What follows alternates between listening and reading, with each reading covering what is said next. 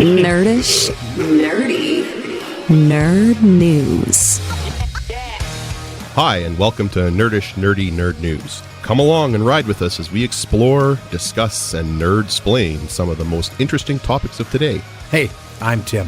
Hung around with nerds a lot growing up, hoping that it would rub off. I think it kind of did, because I'm kind of nerdish. And as always, my co-hosts. Hey, thanks, Tim. I'm Christian. I've been playing and writing, creating games and Dungeons & Dragons since high school. My idea of a relaxing weekend is playing vids with my buds online. I also used to do complex math troubles with my dad for fun. I am very nerdy. And with us to help us understand the world a little better. Hi, I'm Jess. I've been programming and using computers since the early 80s. I'm a voracious reader, consistently going through about 500,000 or more words a month. I've got some biochemistry in my background, and I've been using technology for as long as I can remember. I am the nerd. Hey, Tim. Hey, Jess. How you guys doing today?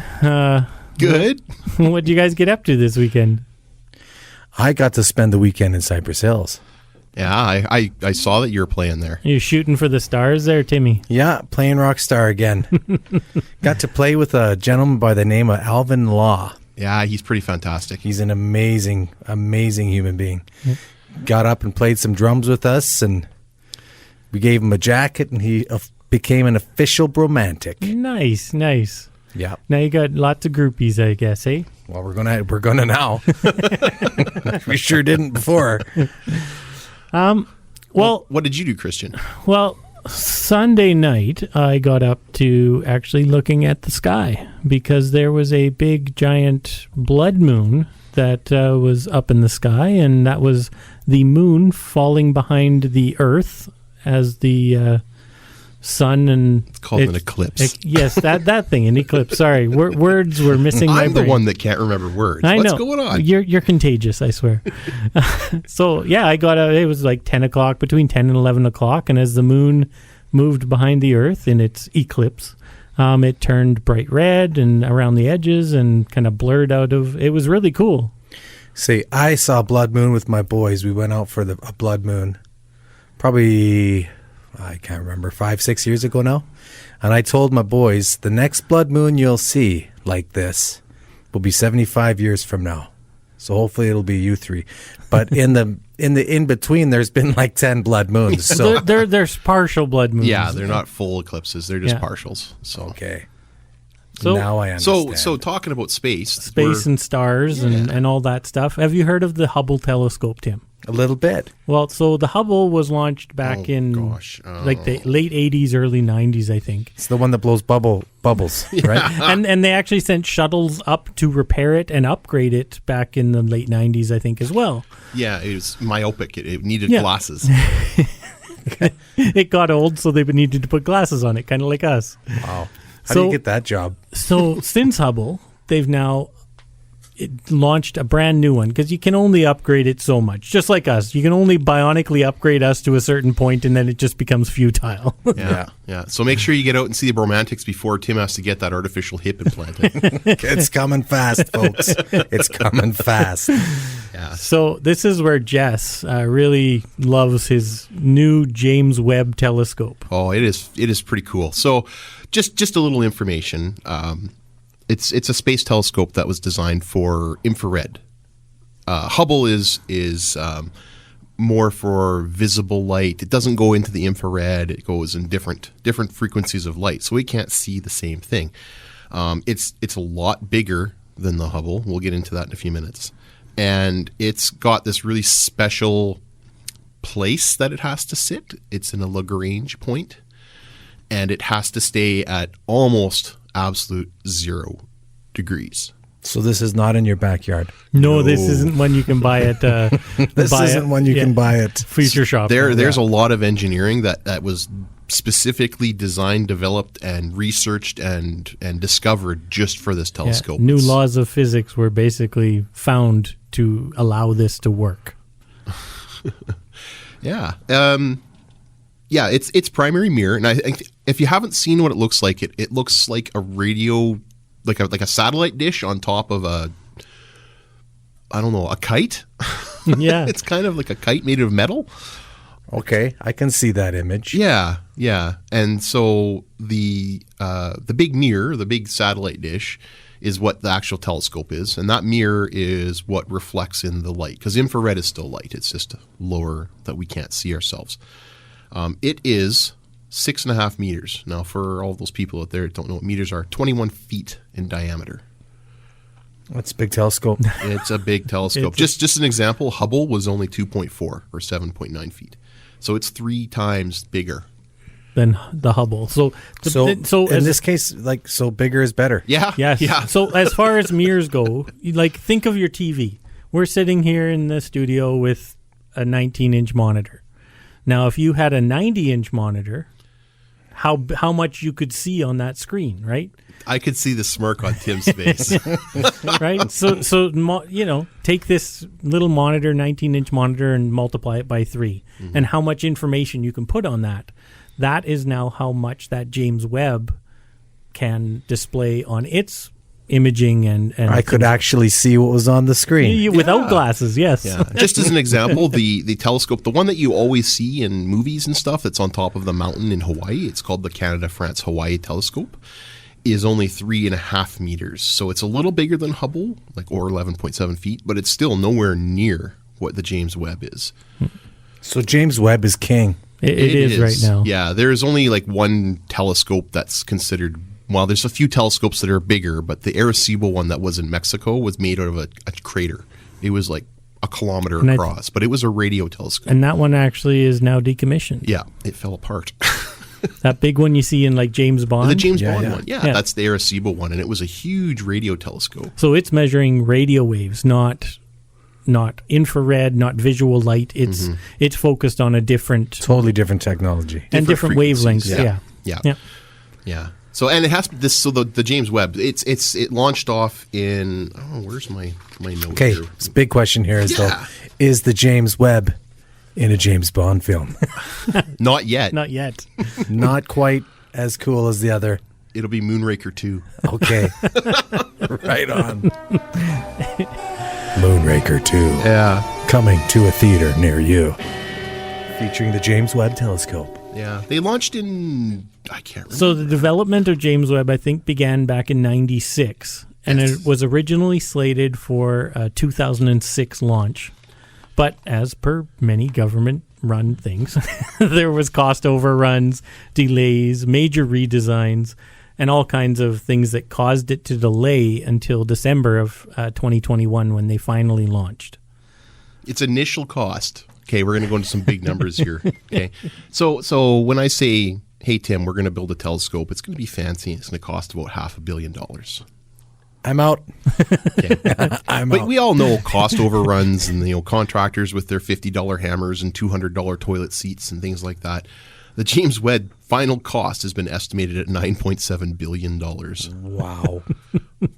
So don't scratch it. Yeah, nothing like a 200% increase. Holy smokes.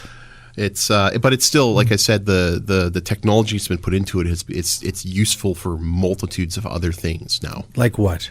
What can we see? What can we do with this thing? Okay, so the first thing that we can talk about are the kite part that I was talking about. Okay. And that's the sunshade.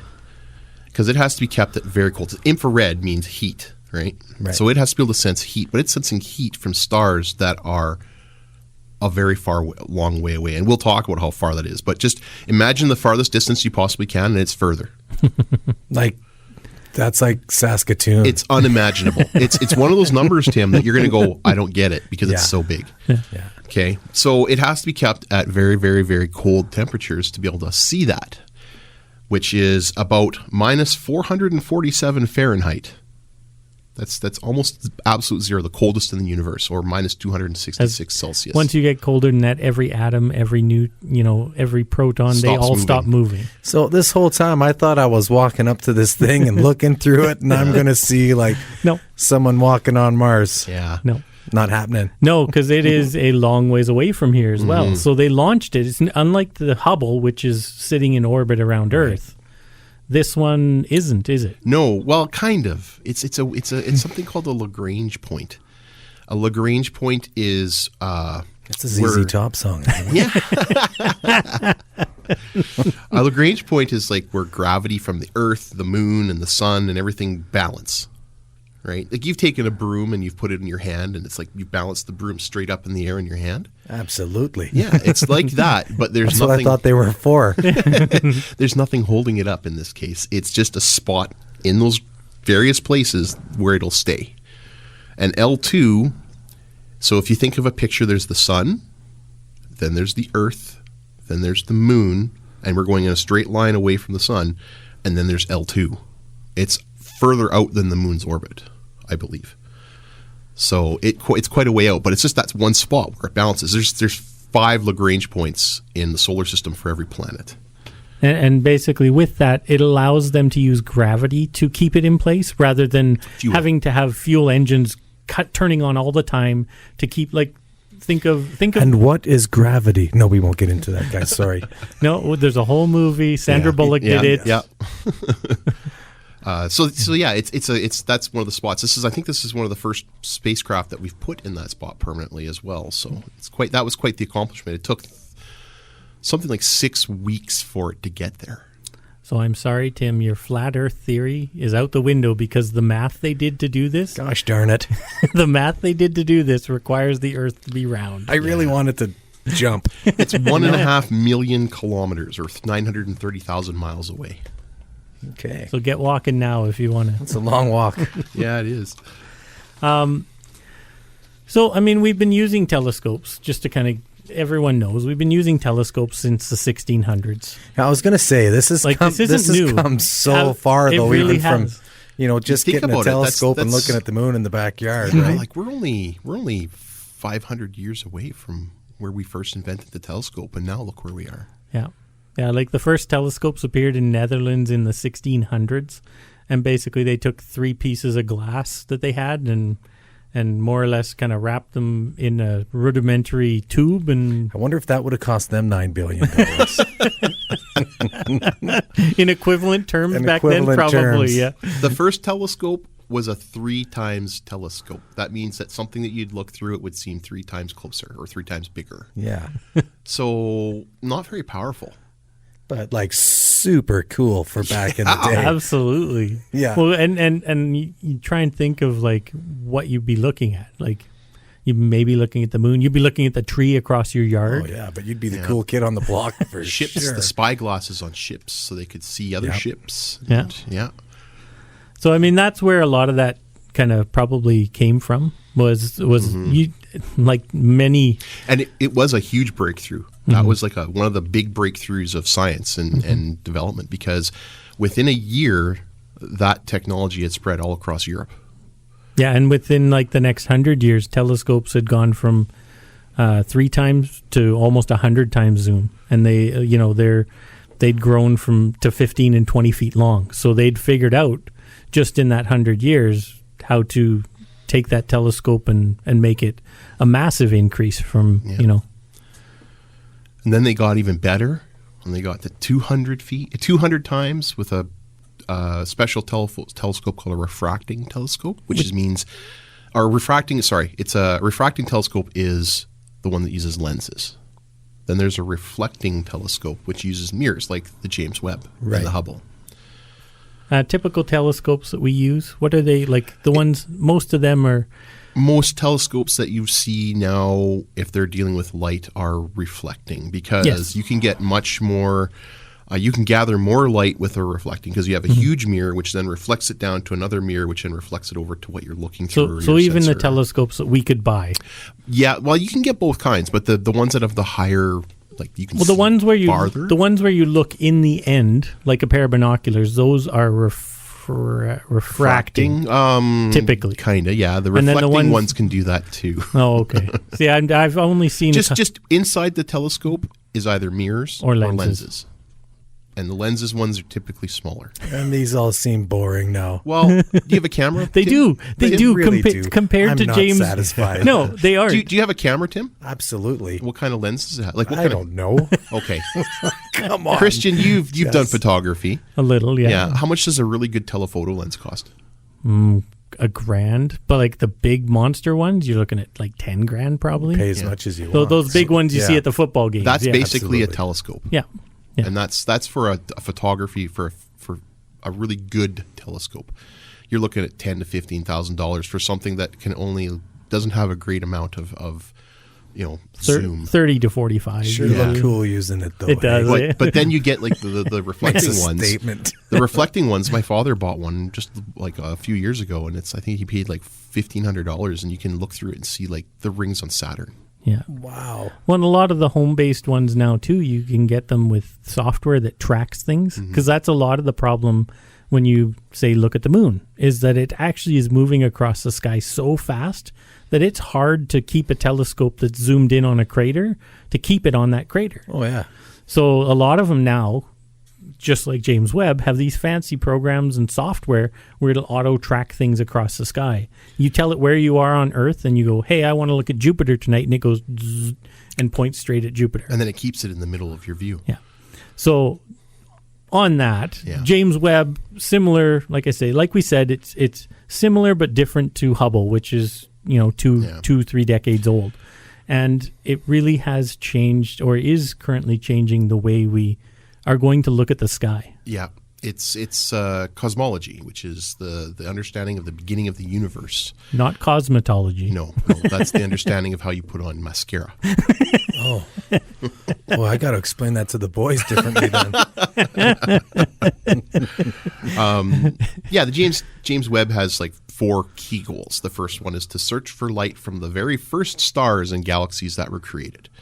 The second one is galaxy formation and evolution, to understand how stars were made and how planets are made, and to study planetary systems and origins of life. So how can you do that with a telescope? Well, it's because the James Webb can see so far away.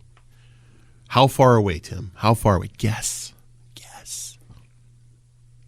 1 million light years away. It's too far. It's not far enough. Not far. Really? Yeah. I thought I was really going out there. It's a lot more. What?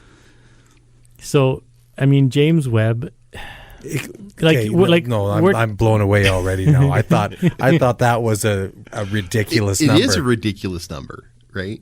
The James Webb, it should be able to see about 13 billion light years away. What? yeah. So they're hoping that this will be able to almost look back at the Big Bang, like the formation of the universe, and see. Now I'm super intrigued. That is over the top. You almost got to give me a couple minutes to even kind of think about that one. 13 billion light years. Here, why don't I throw numbers at you here, Tim? Because I know you love your numbers. Well, these So- numbers are kind of Careful, we don't intriguing. want to get too smoky in here. Yeah, well, we got fire extinguishers handy. So light travels at 300,000 kilometers per second. Okay, About when a billion kilometers an hour. just a little number. Yeah. That takes from the sun 8 minutes from the sun to get to Earth. I don't know if you've maybe heard that. Yeah. Oh, yeah. So 1 light year equals about 8.5 trillion kilometers. No, it's 9. So for 9.5. Sorry, 9.5. Yeah, so so that's for the- that light from our sun to go out 1 year, it will travel 9.5 trillion kilometers from our sun. Right? Think of that as your source. James Webb should be able to see about 13 billion light years. Yeah, that's not So- even, so you it's not take- even It's a number that you can't It's even not even a comprehend. number. So that I mean, we can- now you're taking 9.5 trillion kilometers and multiplying 9.5 trillion times 13.5 billion to get the distance that sun, that star, that light source is away from you. A billion times a trillion. Yeah. And that's why it has to be so cold. It has to be so cold because that light that it's getting, that infrared light from way back then, is so very, very small. And all the things in between it. That distance, like anything moves in front of it. Another planet, a star, whatever. is going to basically be like a spotlight. Did you guys see the smoke coming from my ears? I'm still just trying to just grasp blown this, away. I just like the fact that you said 1 million. I thought that was huge. Well, it is. Well, because at the speed of light, traveling at I thought it was 180,000 miles per second. 186,000. Yeah, I think that's what it is. That's the equivalent. Yeah, so traveling at that speed, 1 million years at 1 million years, that's pretty far away. I thought I did pretty good there, fellas. You did. You were a long ways away. 13 but you had billion light years. You had just taken the first step in your journey of Our galaxy has opened right up. It's only 100,000 light years across. our galaxy. Our little Milky Way galaxy. Our Milky Way with however many billion stars in it. So, like, how far is that? What are we seeing out there then? And we're seeing, hopefully, planets and stars and galaxies and solar systems and things like that because it takes light travels at 1 light year. We got to be able to see some little alien gardener out there for sure. Well, and that's the thing. What some of the things that they're hoping to see too will be the transom of a planet in front of the sun? The transit of a planet. Which is how we identify we've identified Goldilocks planets. So have you ever heard that before? Yeah, I've heard the term. So the Goldilocks, too cold, not too hot. Yeah. Just right. So just like ours, like we have a yellow sun. If you have a planet at a certain distance from that sun, it should be in the Goldilocks zone. There should be a little alien gardening in there. Yes. So when you see that transit in front of the sun at the same rate that ours is, then you know that planet is in the Goldilocks zone. So we look at those stars for an entire year and see how many times it goes by. And if it's the same as us, then it equals maybe an Earth-like possible planet. That's one way that they do it. Yeah. And this telescope will be able to do that much better, much further, and depending on who's using it. So James Webb he's opened up the can. Tim's going to look in it and see Tim looking back at Tim from around the edge of the universe. Yes. See right into. Yeah. There's actually a movie based on that idea. It's called Paycheck. Yeah. And it's really good. Give that a watch. Yeah. As soon as I wrap my head around all this, I'm not even going to be able to sleep tonight, you guys. Thanks a lot. He's just going to be staring at the sky. Yeah. So they've been since it launched back in December. They've been running through getting it into its proper spot and then opening it up because it was all packed into a rocket. So you have this mirror that's 20 feet across. It's all packed up so it'll fit inside of a rocket. And it's not like we can send someone out there to stick in the crank and crank her open. So it's all fully automated. Think of it like those tents that you shake and it just pops up like a pop-up tent. But not that fast. Not that fast and like 1,000,000 times more complex. And all of the pieces have to pop up at just the right way or the whole thing just goes... What was that, a $9 billion oops? But it didn't. It didn't. Everything worked. Yeah. All I'm thinking is what kind of power nerd came up with all this tech? James and Webb. They were two people that had the initial idea of doing this. That's why it's named for them, yeah. So it has now been fully unfurled. They are currently running... It's been cooled. It's cooled. So it's the right temperature, and they've been doing calibration on the mirrors, because that one isn't one big mirror. It's a whole bunch of little ones all together in like a hexagon. It's like bees make, right? Sort of a honeycomb pattern. And they've adjusted all of those so that they point at the main sensor, which is the nose that sticks out. And they've got all those calibrated as of April 14th this year, 2022. That's all done. They're just... They finished up the cryo cooling, which makes it really cold so it can do its proper thing. And they've just been doing some testing to make sure the last little bit of calibration is done. So science observations should begin in July. We have gotten some images back. So if you look at this image here, Tim, we'll have this posted on our Patreon and stuff. That image on the left was from Spitzer. It's a different space telescope. A different space telescope. Right.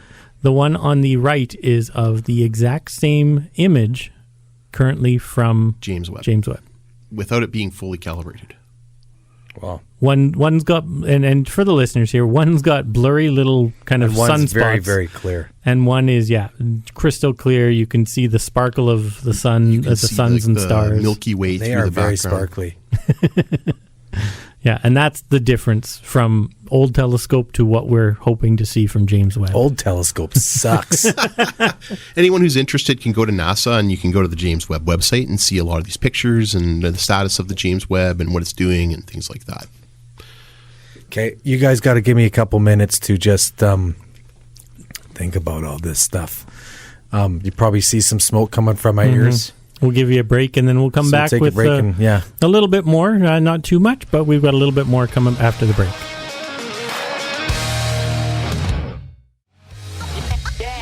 Nerdish, nerdy, nerd news.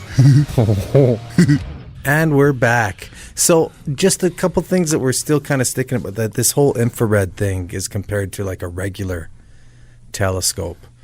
So what other kinds are there out there? Well, we talked about the Arecibo one, that one in Mexico that was on James Bond. James Bond, the cool James Bond They one, used radio waves for that one. So, Right. So they were looking out there for stars. Now, we aren't talking about radio like Mix 103 or anything like that. We're talking Right. about radio that like stars have been given off. Radio is still another type of light. It's just a different frequency that's way out there in the spectrum. And people did buy time on that telescope. So certain researchers would get a grant to go down there from the University of Saskatchewan, and they'd go down there and they'd have 3 hours in the middle of the night for like looking six- at a 6 specific weeks. pulsar or Yeah. something like that. And actually, funny enough, SETI was actually doing, so the search for extraterrestrial intelligence, SETI, they actually had bought time on that as well. So there were people who were looking for radio waves from aliens. They were looking for the radio stations and TV and various But communications. if you had the money, you could do whatever you wanted. Yeah. Kind of the rule. Yeah. So and there's other telescopes that are called radio telescopes. There's a few in the States, and I can't remember where it is exactly. If you've ever seen the movie Contact, you'll see it. She starts off I think it's New Mexico. out in the middle of like this big empty space, and there's a whole bunch of Massive satellite dishes, and that's called a radio telescope array. And what they're doing is, instead of making a bigger telescope, they're adding a whole bunch more to it over a big space to collect the radio and get even more images out of it.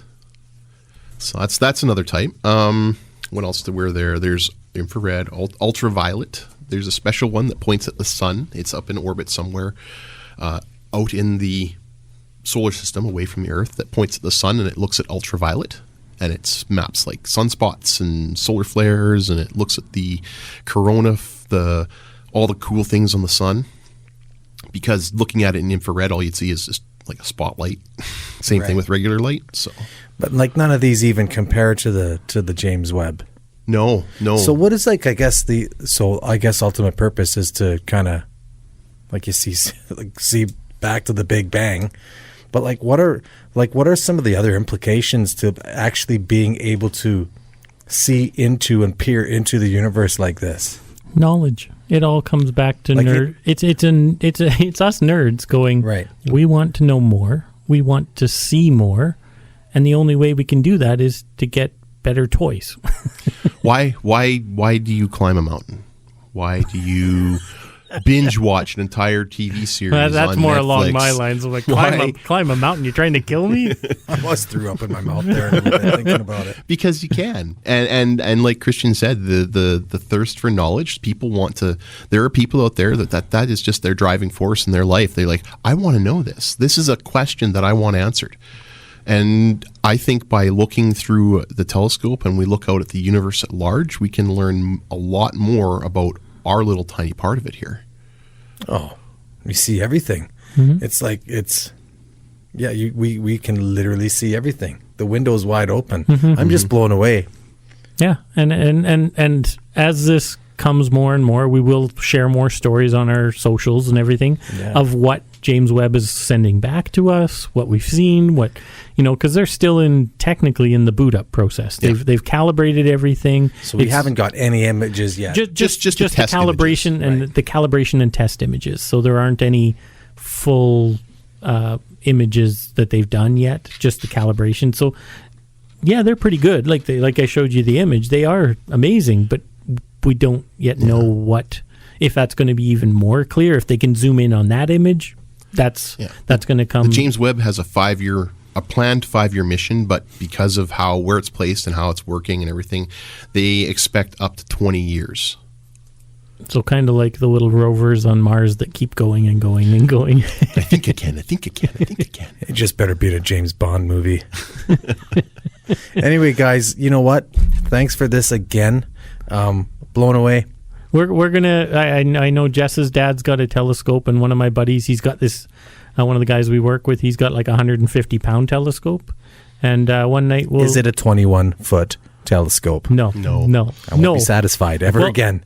but it can get you started, and actually it'll be good for our kids. So we'll bring our kids out one night. We'll go looking at some things and have it auto track across the sky, and it'll be fun. Who knows? Maybe we can get someone interested from the Regina Astronomical Society and get into their big telescope, talk to them, and see through it. Yeah, their big telescope. Ooh, it's no James Webb. No James Webb, is it? Yeah.